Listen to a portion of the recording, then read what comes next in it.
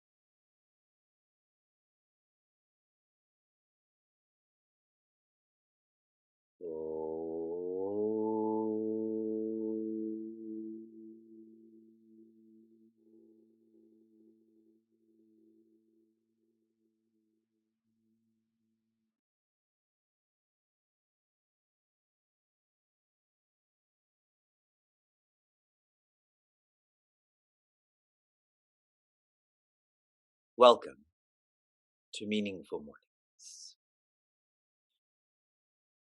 This year, our Sunday course will continue to be Srimad Bhagavatam, and we will complete that this year.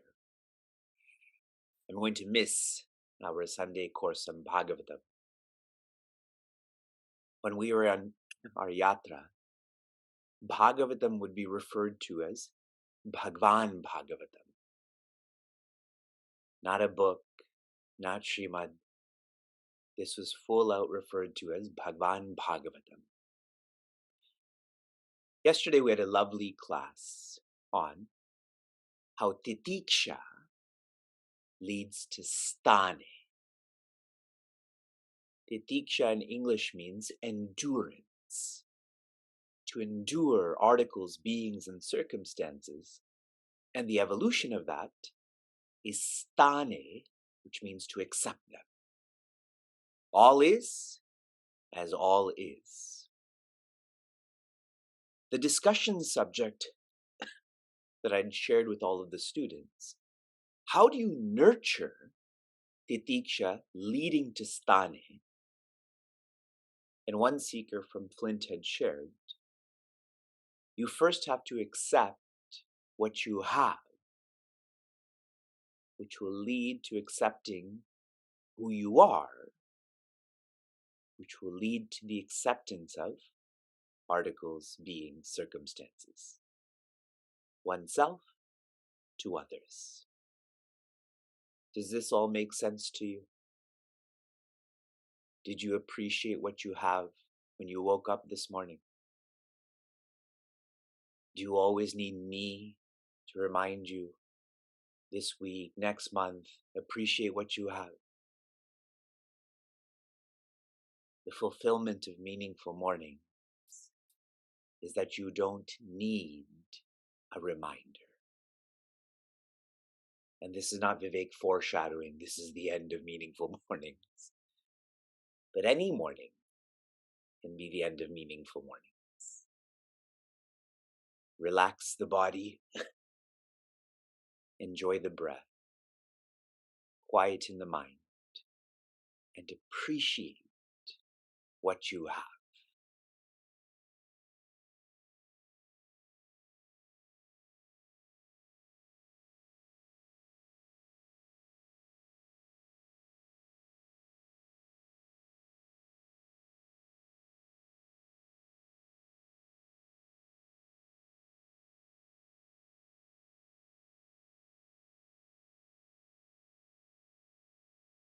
Ma vidvishavahai. May we understand oneself. May we understand others. The understanding leads to seeing, the seeing leads to being. Today, we complete 98 weeks of immersion in the Bhagavad Gita. The Bhagavad Gita is contained within the Mahabharata. The Mahabharata is a itihasa. Ramayana, Mahabharata, these are historical maps. Related to these are the Puranas, which are educational maps, like Bhagavatam. Traditionally, before one immerses themselves in a itihasa or Purana, like we're doing, a special verse, a special shloka is chanted. I'm chanting that now as we make a lovely transition between chapters of Bhagavad Gita. With your hands folded near your heart, continue to relax the body, enjoy the breath, quieten the mind, and remember Shri Krishna.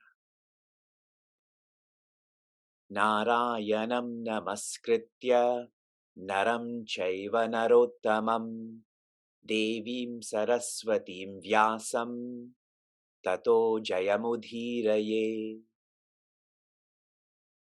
What this means, namaskritya, that one surrenders to Narayana, this is divinity, Bhagavan, as well as to Naram, this is symbolic for Narayana as a rishi.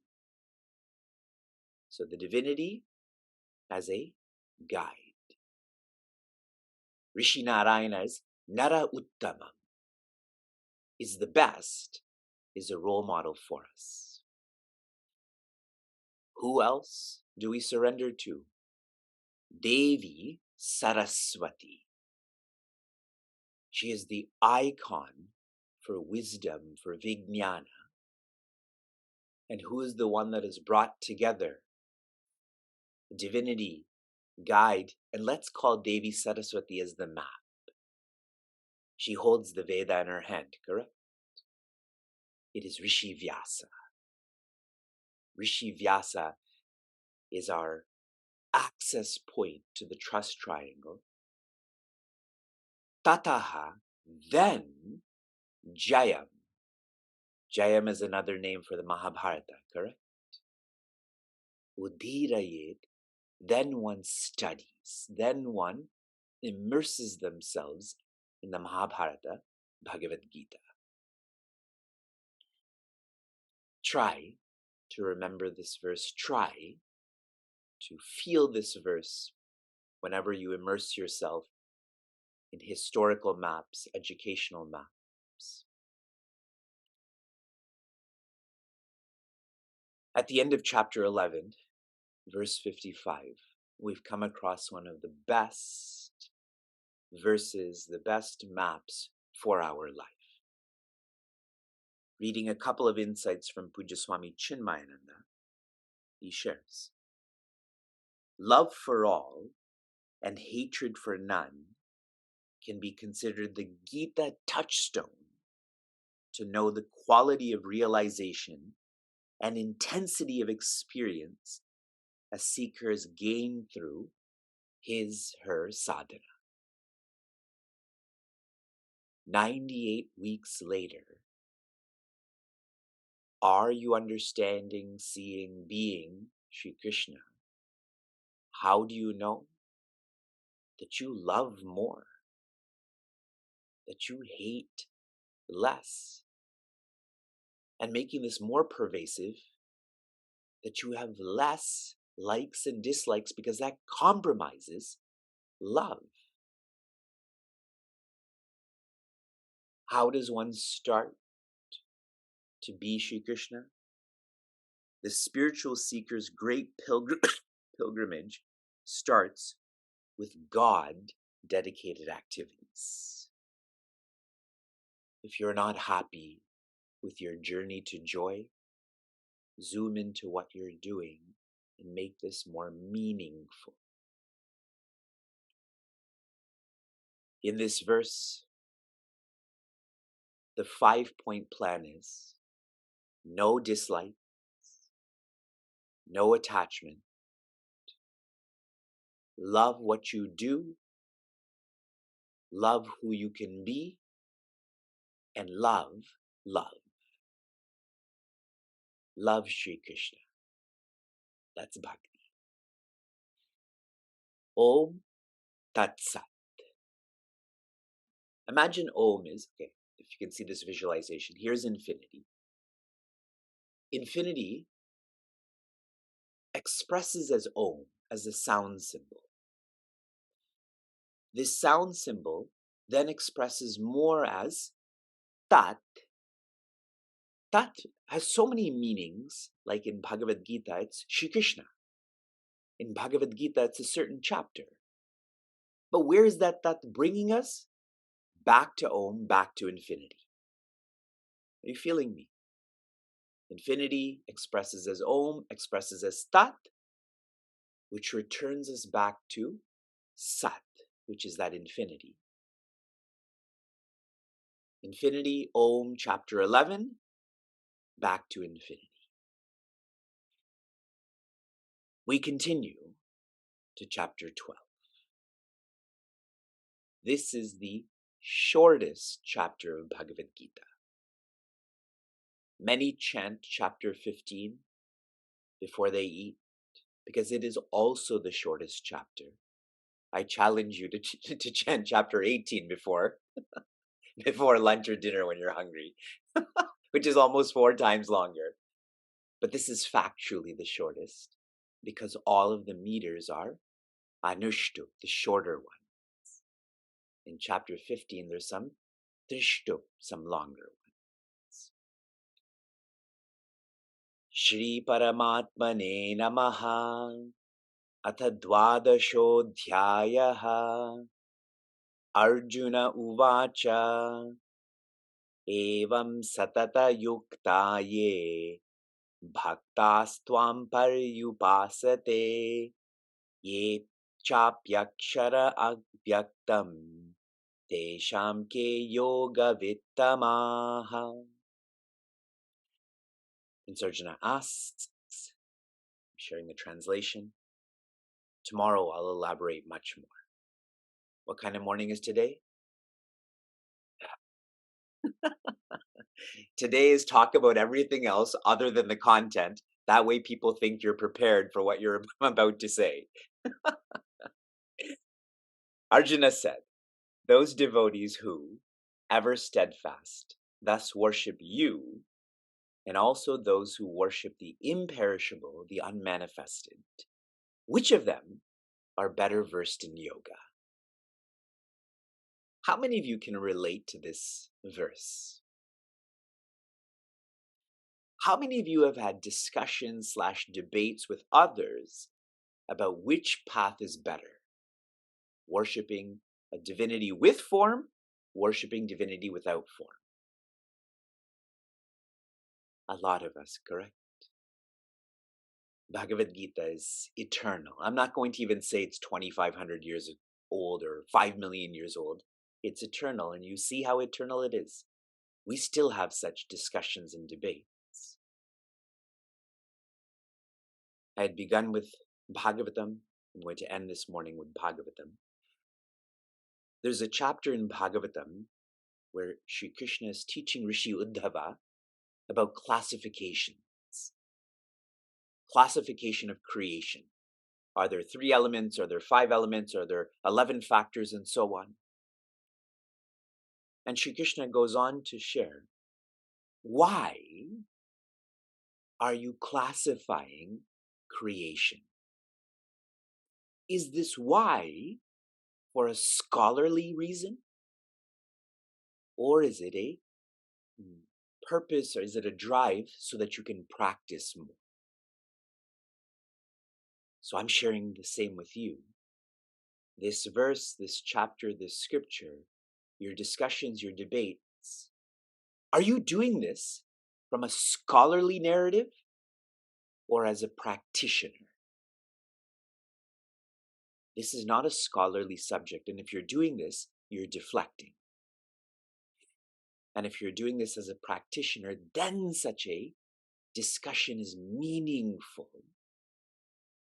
I keep warning seekers, do not study Bhagavad Gita, Mahabharata, Sanatana Dharma from a scholar.